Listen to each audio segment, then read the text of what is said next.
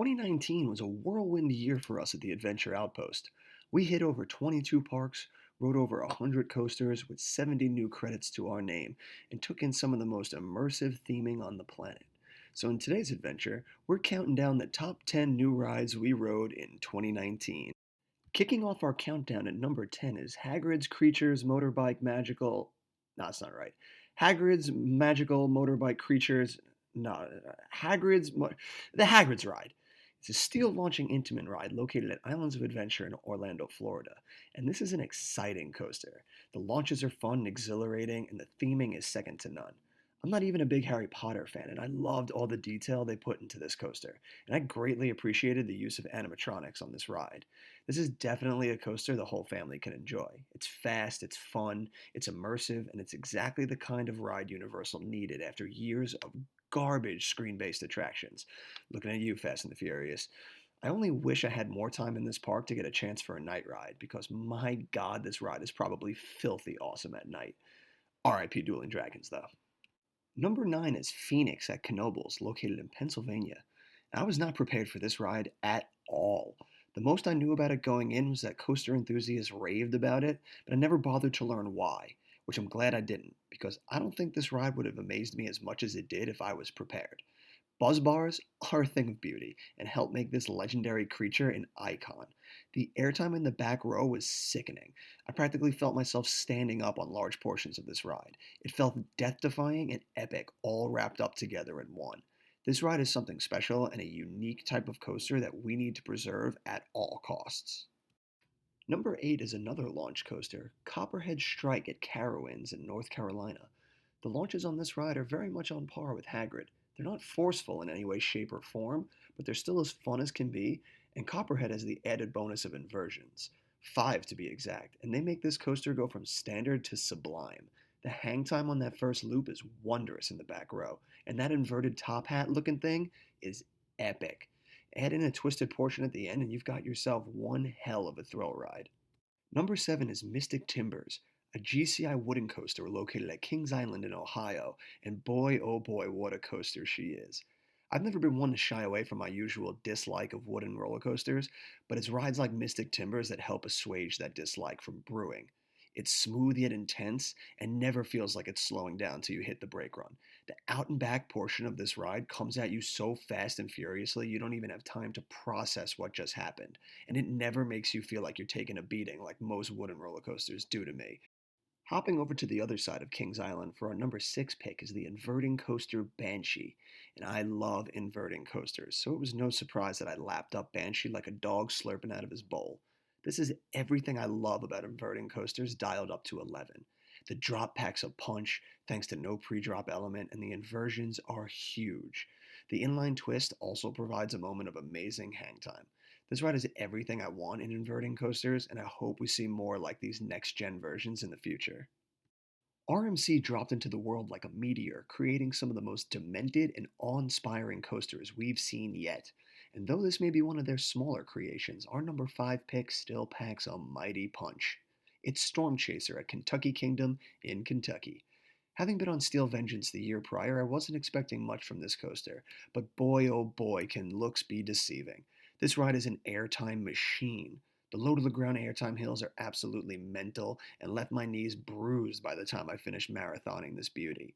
This coaster is the go to example that you don't need to be the biggest or the fastest to pack a mean punch.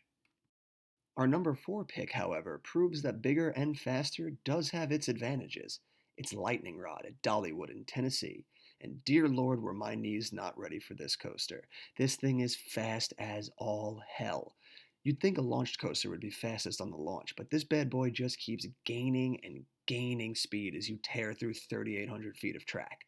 The elements are insane, and that quadruple down is probably the craziest element I've ever experienced. And mother of God, those night rides.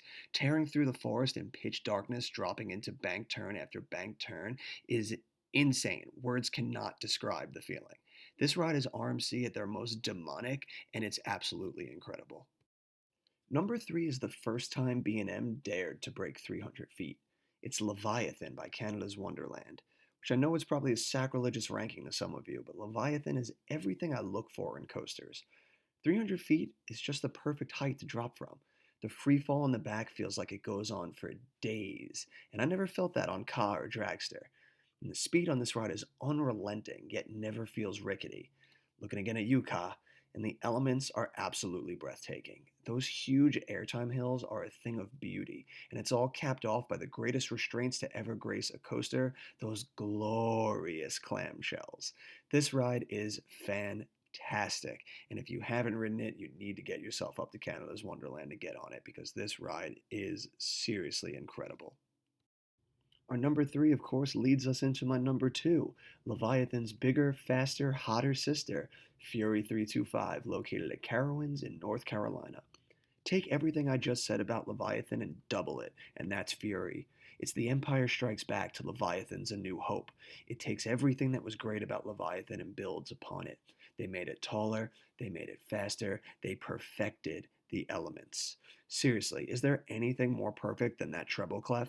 This ride is everything a coaster should be: thrilling, fast, overwhelming, awe inspiring, unrelenting, exhilarating, and by the time you hit the brake run, your mind is already back online. It would take a coaster seriously mental to top Fury, but if it's out there, I haven't ridden it yet. No, it's not a coaster that took the top spot away from Fury with only 2 weeks left in the year. It's the most immersively awesome ride by a little company called Disney that did just that. Our number one pick is Rise of the Resistance, an absolutely thrilling immersion into the Star Wars franchise at Hollywood Studios in Orlando, Florida. And I hesitate to show any footage from it, as it is a ride that should not be spoiled in any way. This is the most technically impressive ride I have ever been on. The most daring risk in Disney's eclectic career of raising the bar on what a ride can be. Both part show, performance, and ride, Disney has achieved the impossible here. You feel as if you are in Star Wars. It's incredible. From the second you get online, Disney manages to use every tool in its arsenal that it's learned over its storied career and plunge you into a daring escape from a First Order destroyer. I spent the entire ride with my mouth agape, and I don't even like the new Disney Star Wars films, but this ride made me appreciate those characters so much more, even if Rise of Skywalker ruined that feeling a week later. This ride is everything I want in immersive theming. It's grandiose, epic in scale, and so immersed you think you died and went to heaven. This is the best thing I've not only ridden in 2019, but that I have ever been on. And that's our list. 2019 was an epic year, and we here at the Adventure Outpost are hoping 2020 will be even crazier. Comment down below your thoughts on my list and what your favorite rides of 2019 were. I hope you enjoyed the video. Feel free to hit that subscribe button if I've tickled your fancy. And until next time, adventure on.